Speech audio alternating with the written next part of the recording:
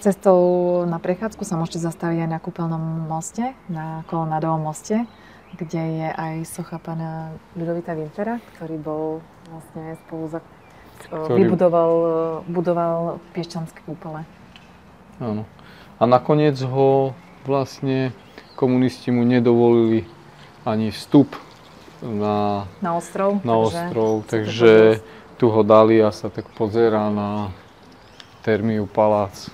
Svoje dielo, ktoré vybudoval. Áno. A inak zomrel vlastne v takej chudobe, čo je také smutné. Že prispel k tomu, aby boli Piešťany svetoznáme a nakoniec zomrel v chudobe. A my si ideme trošku pozrieť na tento kúpeľný ostrov. Kolonadový most. Tu chodia ľudia sa prechádzať a na cyklochodník. No a tu stojíme pri Termii palác. A ideme si pozrieť trošku ten kúpeľný ostrov. Tak tu sa konajú v lete na tom amfiteátri. Tu troška ďalej je. Také večerné programy. Tuto je. No ja si to ani tak nepamätám už. Áno, teraz ešte nám to aj potvrdila tá pani z recepcie, že tu chodia.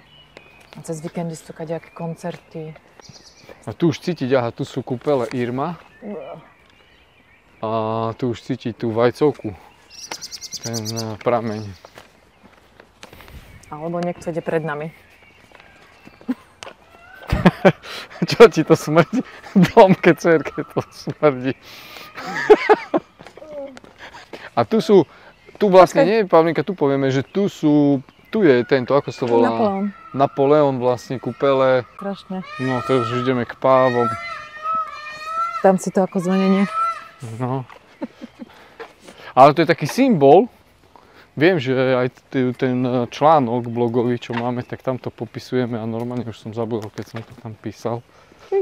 Máme takú recenziu, blogový článok o kúpeloch Piešťany. Tam sme odfotili toho páva a on je symbolom takých kúpelov Piešťany.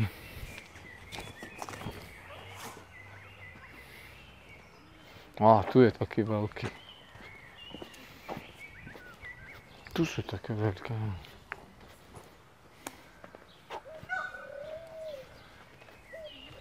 No, ten je taký veľký. Môže koľko je to?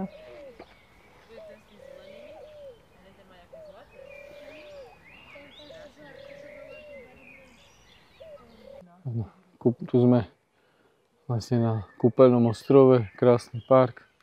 Tu je aj kúpalisko Eva za týmto múrom. A tu sú tie topole a vlastne celá tá pasáž, ktorou sa ide ku hotelu Esplanade Grand, Splendid a Alameda. Pavlinka vraví, že aká je pokojná hladina, ako sa to tu odráža. Normálne, že romantika. Pozrite, čajky tu lietajú.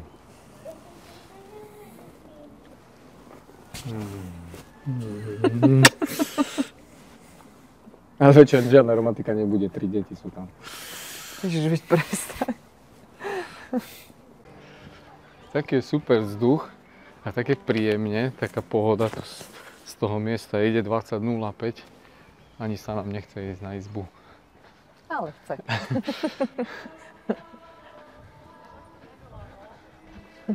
No, náhodou je to také príjemné miesto pre páry. Super. Ja mám Piešťany osobne veľmi rada. Hej, Piešťany. Také zvláštne mesto, no. Ale je také príjemné. No. Aha, sú tu naši známi.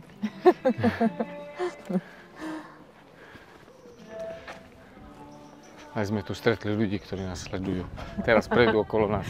Akurát vravím, že sme tu stretli ľudí, čo nás videli už na Malenke. Tak to máte vidieť. Dobre, budeme sa na seba kúkať. No. Majte sa. Dojde. Pekný večer. Takže môžete byť v tom zábere? Môžete? Dobre. Majte sa. Dobre, potom pošlite.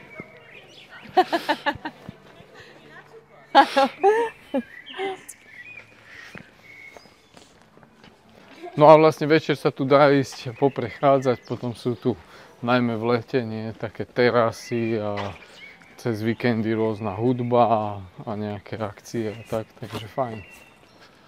Piešťany sú na to také stvorené, no, na taký oddych.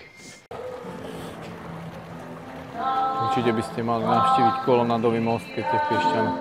A Paulinka ide dať speváčke nejaké drobné.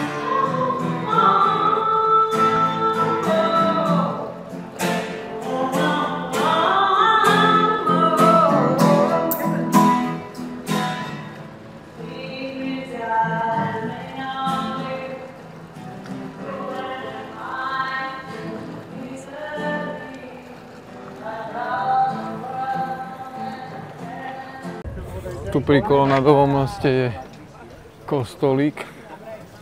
A stále sa v ňom svietí o 9:30. No, tu je. Vie, čo sa tam deje. Jozef Vajda tam má koliesko. Že tu mal Jozef Vajda koliesko. Neviem, čo to je. Zakladateľ Piešťanské zábavy. Kde je moja obľúbená? Emília Vašariová. A kde je moja obľúbená? Tu nie je. Kto? Zdenka Studenková. Zdenka Studenková, to chýba. Na to, že je štvrtok, tak sú tu pootvárané. Kaviarničky. Áno, pivárne, kaviarne, pozor. Cyklisti okolo. Upáva. Čo? Čo sa nám niečo spomínala tá pani, že niečo upáva, bude nejaká fontána? Aha, a tu sa stretávajú, keď jo, už viem. Jasne, zajtra tu bude asi niečo. To je stretávka, keď jo... Tu sú.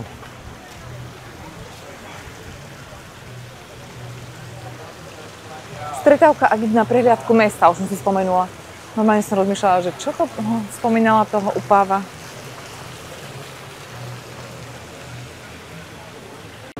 Takto pekne je tu vysvietené večer to na meste. Vidíte, tam sedia ľudia.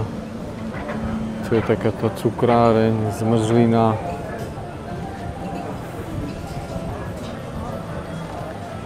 A tam sú ďalšie kaviarničky.